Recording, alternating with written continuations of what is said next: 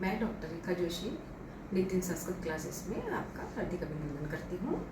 व्याकरण के अध्याय में हम लोग तिगंत प्रकरण पढ़ रहे थे और तिगंत में हम लोगों ने उसके आत्मनेपदी परस्मी पद करके भेद किए थे और परस्मी पद के हिसाब से भू धातु के हमने 10 लकार कर लिए थे, लट से लेकर लिंग तक, है ना। अब भू धातु तो हमेशा कर्ता अर्थ में होती है, इसलिए इसके परस्मी पद ही चलते हैं, इसके आत्मनेपद नहीं चलते। इसलिए हमें आत्मनेपद समझने के लिए सेव धातु लेनी पड़ेगी, है ना। तो अब क्या होता है, जो भी क्रिया करते हैं हम उसका दो फल होता है।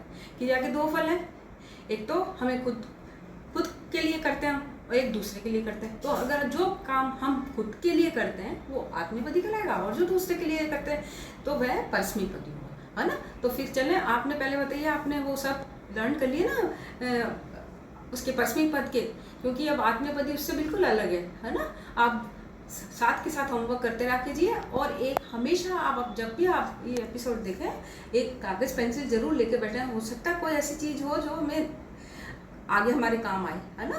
तो ये आप ध्यान रखा कीजिए, है ना। फिर चले शुरू करें अपना एपिसोड। चलो,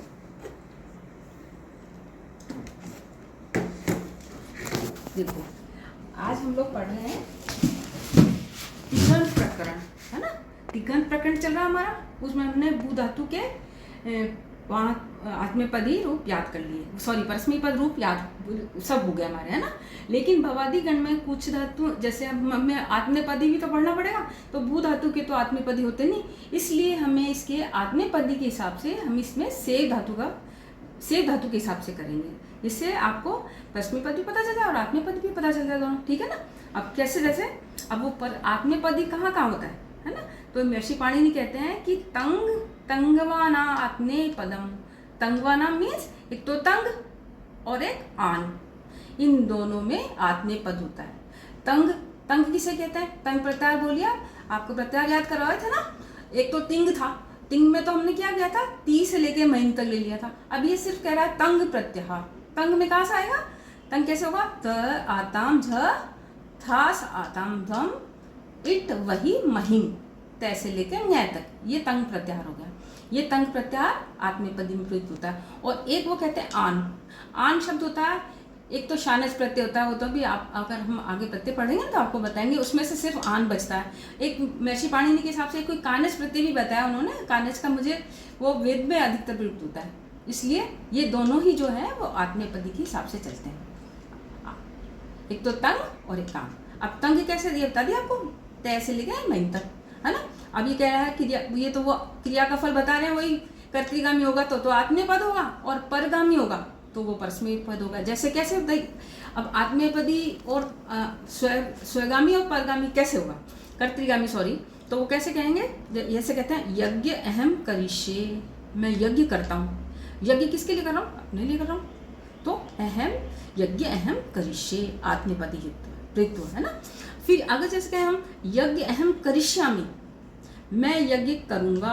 अब ये यज्ञ मैं करूँगा या पंडित जी करेंगे हमारे लिए, मतलब या किसी हम वेद पढ़ी पंडित से करवाएंगे, तो वो भी दक्षिणा ले लेता है ना पंडित, तो वो दक्षिणा के बाद वो उसका सारा फल हमें हो जाता है, तो वो भी इस तरह से होगा जैसे ये आत्मनेपद और ये परस्मै, ठीक है। अच्छा, दूसरी क्या कंडीशन है इसकी, आत्मनेपद की, अनुदात एत, है ना। अनुदात स्वर इसके इत में हो। अनुदात स्वर आपको बताया था ना पहले, उदात अनुदात स्वरित करके बताए थे।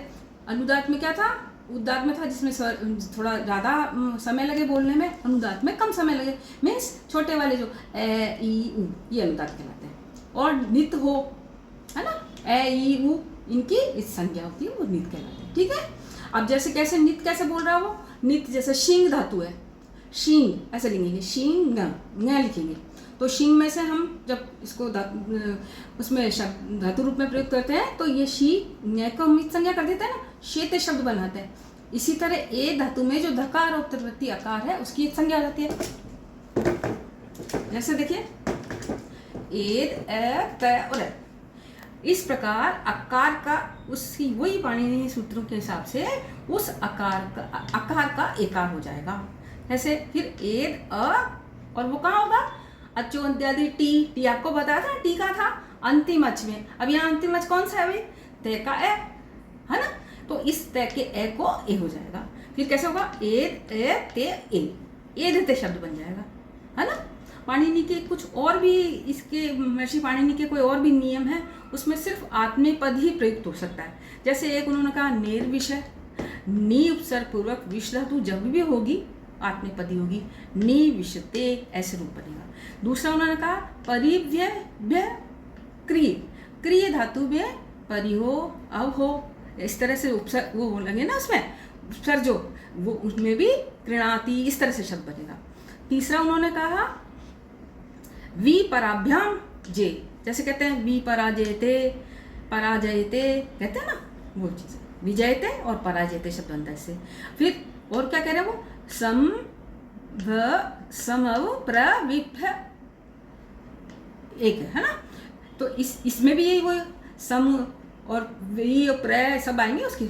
और एक पांचवा है अपव्यय, अप उपसर्ग पूर्वक ज्ञ जो धातु होगी उसमें भी होगा। आज के लिए इतना काफ़ी, क्योंकि हम ये इसको अभी और भी कंटिन्यू करेंगे, इसके नियम आपको और बताएंगे।